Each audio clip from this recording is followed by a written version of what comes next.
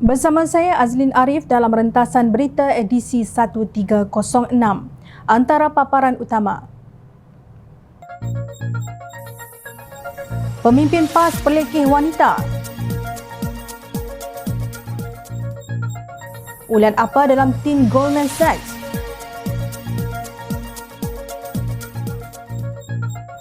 Jangan biar fatwa songsang jadi racun minda.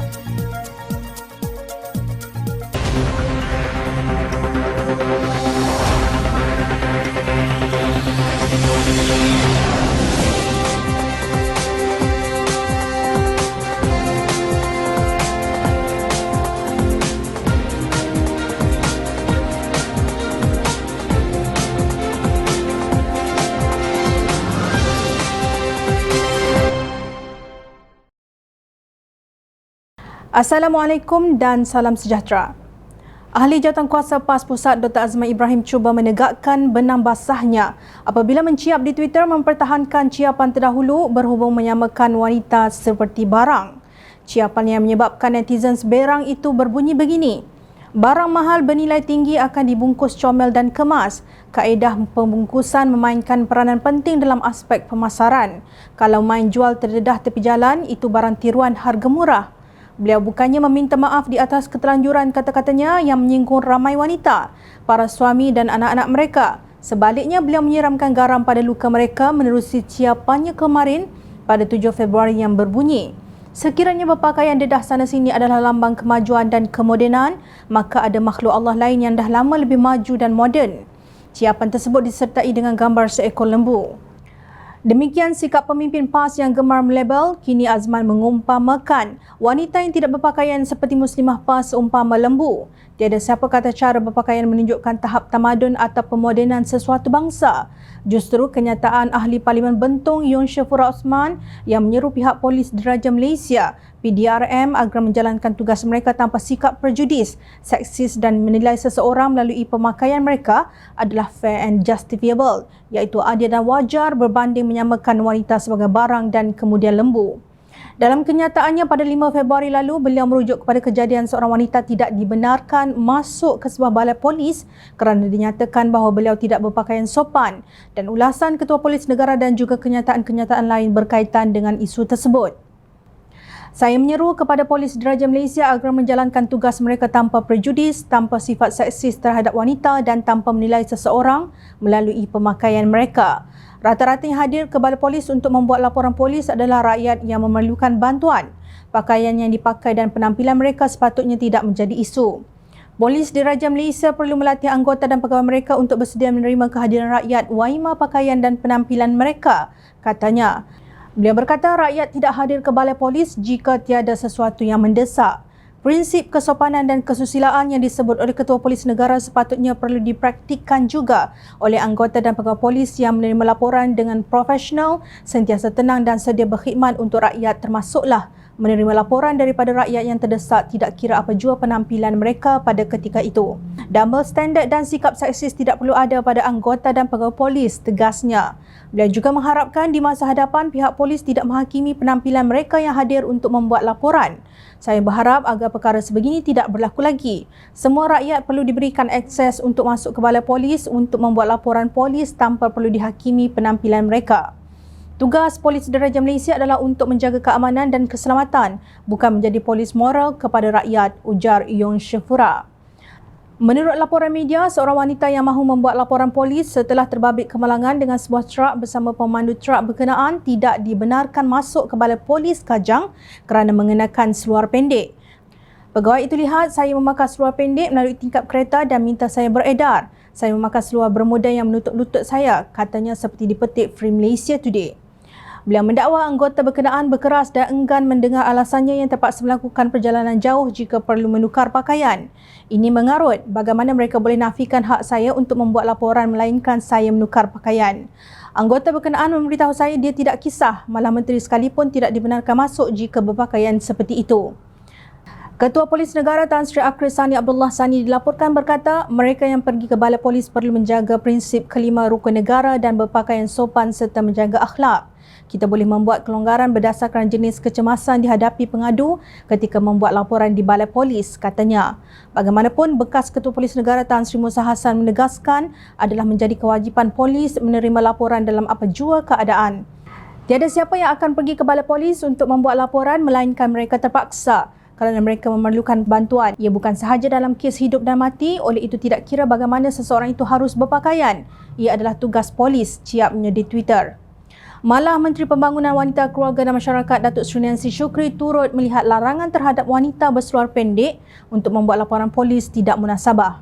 Tidak wajar menghalang individu yang pemakaiannya kurang sesuai ke balai polis untuk membuat laporan. Wanita berkenaan dalam keadaan kecemasan dan memerlukan pertolongan serta perlu membuat laporan polis dalam tempoh 24 jam selepas terlibat dalam kemalangan, katanya di petik bernama. Jom Cina hairan mengapa pemimpin PAS ini begitu panas satu badan dengan kenyataan Yong Shafura tetapi tidak pula mengulas pendirian Nancy Shukri dan Musa Hassan. Adakah kerana Yong Shafura pemimpin Melayu beragama Islam daripada DAP? Sepatutnya seorang wakil rakyat bersikap empati kepada semua rakyat tanpa melihat siapa mereka atau bagaimana pakaian mereka. Sikap yang angkuh dibenci oleh Allah Subhanahu Wa Taala pada bila masa Allah Subhanahu Wa Taala boleh tarik semua nikmat. Waima kedudukan sebagai wakil rakyat yang dia kurniakan. Hari ini kecemasan berlaku kepada wanita berkenaan, esok lusa mungkin berlaku kepada keluarga anda. Allah Subhanahu Wa Taala berfirman dalam surah Al-Furqan ayat 63 yang bermaksud, hamba-hamba Tuhan yang Maha Pengasih adalah orang-orang yang berjalan di atas muka bumi dengan rendah hati, iaitu tawaduk, dan apabila orang jahil menyapa mereka, mereka mengucapkan kata-kata yang baik. Wallahu a'lam. Perdana Menteri Datuk Seri Anwar Ibrahim dalam temu bual dengan The Bloomberg menuntut Goldman Sachs Group Incorporated menghormati penyelesaiannya dengan kerajaan kerana peranannya dalam skandal One Malaysia Development Berhad 1MDB. Beliau berkata firma Wall Street itu tidak seharusnya menggunakan kekuatan kewangannya untuk menentukan syarat. Kata Anwar, penyalahgunaan dana negara berdaulat itu berjaya dilakukan kerana institusi seperti Goldman Sachs bersubahat dengannya, iaitu bekas Perdana Menteri ke-6 Datuk Seri Najib Razak.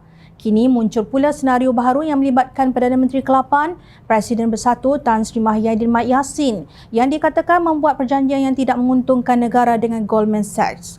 Menarik untuk dikongsi ulasan The Sarawak Report yang satu dunia tahu turut terbabit sebagai whistleblower dalam skandal 1MDB. Menurut Sarawak Report adalah wajar untuk melawat semula penyelesaian tipu daya 1MDB dengan Goldman Sachs bersama-sama dengan semua perjanjian lain yang juga penuh tipu daya semasa wabak COVID-19 oleh kerajaan rampasan kuasa Mahyidin. Sarawak Report menyifatkan Suruhanjaya Pencegahan Rasuah Malaysia SPRM harus menyiasatnya memandangkan akaun bank Bersatu kini dibekukan dan kontrak bernilai 92.5 bilion ringgit kini dalam semakan. Laporan tersebut melihat langkah Perdana Menteri Datuk Seri Anwar Ibrahim untuk membuka prosiding terhadap bank itu kerana mengingkari walaupun pada perjanjian yang tidak memuaskan yang dicapai mungkin membuka lebih banyak ulat dalam tin gergasi perbankan Amerika itu. Kata Sarawak Report, pada Julai 2020, Pakatan Rampasan Kuasa Kerajaan Perikatan Nasional dan Menteri Kewangannya melancarkan penyelesaian pantas dengan Goldman Sachs yang baru sahaja didapati bersalah di Amerika Syarikat kerana membantu dalam penipuan Malaysia sebanyak 6.5 bilion US dollar, kira-kira 25.8 bilion ringgit Malaysia melalui 1MDB. Bank tersebut mendapat ganjaran yang mengejutkan dalam resolusi kilat oleh orang-orang Mahyidin dengan Malaysia menerima pembayaran tunai hanya 2.5 bilion US dollar, kira-kira 10.75 bilion ringgit, sedangkan pentadbiran sebelumnya telah menuntut lebih 9 bilion US dollar, 38.69 bilion ringgit yang mencerminkan kos sebenar jenayah itu kepada pembayar cukai Malaysia. Pentadbiran PH sebelum ini juga telah membuka prosiding jenayah terhadap 17 orang bank Goldman Sachs yang turut digugurkan selepas penyelesaian buruk itu. Selepas menandatangani, Ketua Pegawai Eksekutif Bank itu kembali ke rumahnya di Long Island dan mengadakan pesta besar-besaran, ujar Sarawak Report. Laman whistleblower itu juga mempersoal apa yang berlaku kepada wang tersebut.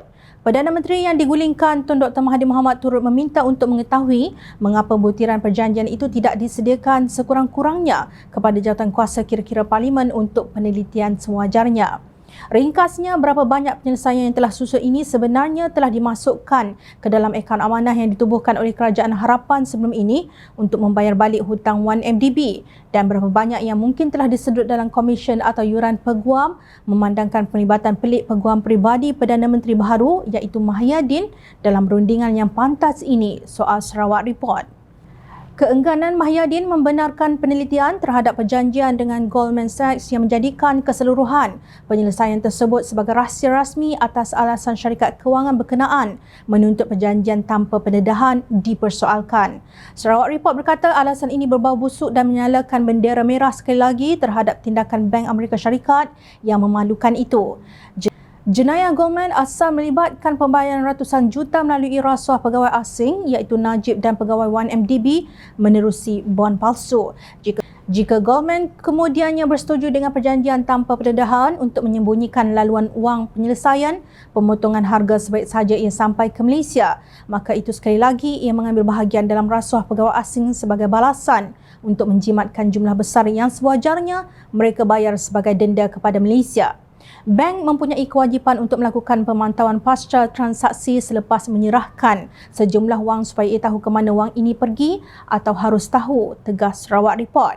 Kini, akaun bersatu dibekukan SPRM susulan pendedahan mengejutkan bahawa tidak kurang daripada 300 juta ringgit telah tiba sebagai derma dalam tempoh singkat kurang 18 bulan Mahyadin memegang jawatan.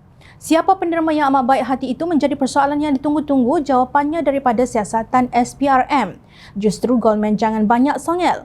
Bayar sahajalah apa yang dituntut oleh rakyat Malaysia. Jangan pula berharap kerajaan perpaduan ini akan tumbang demi menutup apa-apa butiran rundingan rahsia yang merugikan rakyat Malaysia. Alhamdulillah, Perikatan Nasional yang diterajui Mahyadin dan rakan sekongkolnya Presiden PAS Tan Sri Abdul Hadi Awang kalah pada pilihan raya umum ke-15 lalu dan Kerajaan Perpaduan yang di-Pertuan Agong Al-Sultan Abdullah Riayatuddin Al-Mustafa Billah Shah dibentuk. Jika mereka menang, tentu kata kita tidak tahu bahawa Goldman Sachs sebenarnya belum membayar denda yang sewajarnya kepada rakyat Malaysia akibat persengkokolan firma itu dengan 1MDB. Terima kasih The Sarawak Report dan The Wall Street Journal. Nak tunggu walaun buat pendedahan kisah Goldman Sachs dan skandal 1MDB? Tunggu kucing bertanduklah. Penasihat Umum Amanah Datuk Seri Ahmad Awang yang juga Penasihat Kesatuan Ulama Muslimin Sedunia Cabang Malaysia berkata, takfiri iaitu mengkafirkan pihak lain oleh PAS bukan tuduhan mahupun persepsi semata-mata. Ia adalah satu fakta yang dibawa oleh parti yang mengaku perjuangkan Islam yang dahulunya saya telah bersama 40 tahun lebih. Katanya dalam satu temu bual eksklusif bersama Harapan Daily baru-baru ini. Ini dapat dilihat melalui tindak tanduk pimpinan PAS menjelang pilihan raya umum ke-15 lalu. Kenyataan bekas Ketua Pemuda PAS kawasan Sikh Muhammad Syaiful Mat Nasir pada pilihan raya umum ke-15 lalu yang mengatakan pengundi yang mengundi Barisan Nasional dan Pakatan Harapan akan masuk ke dalam neraka bukan kes berasingan. Pada 17 November tahun lalu, PAS Kedah telah mengadakan kononnya satu resolusi Majlis Ulama Kedah yang disiarkan oleh Harakah Daily pada 18 November 2022.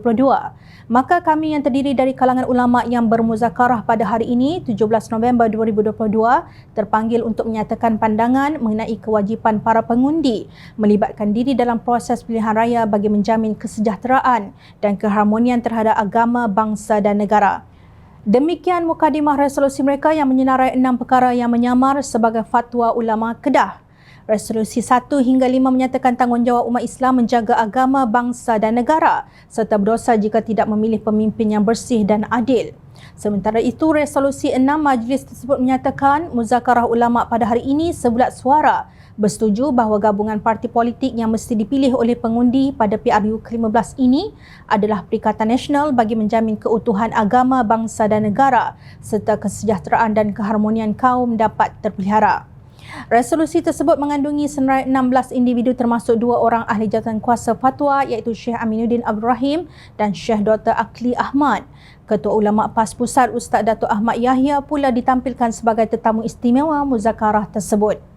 Pada 16 Januari lalu, Amanah Kedah menyerahkan memorandum kepada pejabat mufti meminta satu panduan hukum berkaitan dengan resolusi yang dikeluarkan oleh muzakarah ulama Kedah tersebut.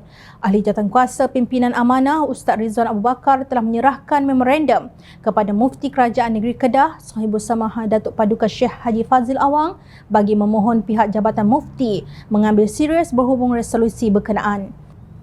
Kita juga ingin menarik perhatian Sahibul Samahah Datuk Paduka Mufti berkenaan penglibatan dua orang ahli jawatankuasa Fatwa Negeri Kedah dalam muzakarah berkenaan di mana penglibatan mereka boleh menimbulkan kegusaran awam apabila ahli jawatankuasa fatwa dilihat bersikap berpihak dalam isu pemilihan pimpinan secara demokrasi yang dibenarkan dalam perlembagaan negara, ujar Rizwan. Bagaimanapun, Syekh Aminuddin dan Syekh Akli menafikan mereka terbabit dengan resolusi songsang ulama PAS itu. Menurut Pengarah Biro Komunikasi dan Penerangan Pakatan Harapan Negeri, Datuk Dr. Ismail Saleh, Mufti telah memanggil kedua-dua ahli majlis fatwa yang nama masing-masing tertera dalam resolusi pada 17 November 2022. Mereka hanya datang ke program tersebut memberi kertas kerja tetapi tidak terlibat memberi resolusi di sebelah malamnya, kata Ismail memetik penjelasan Syekh Fazil.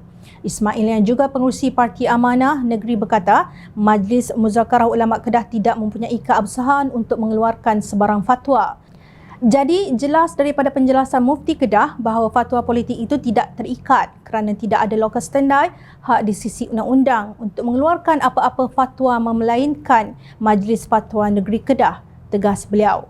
Beliau menyifatkan resolusi tersebut fatwa politik songsang ulama PAS Kedah. Justru tidak hairan apabila Muhammad Syahiful mentakfiri mereka yang mengundi Pakatan Harapan dan Barisan Nasional.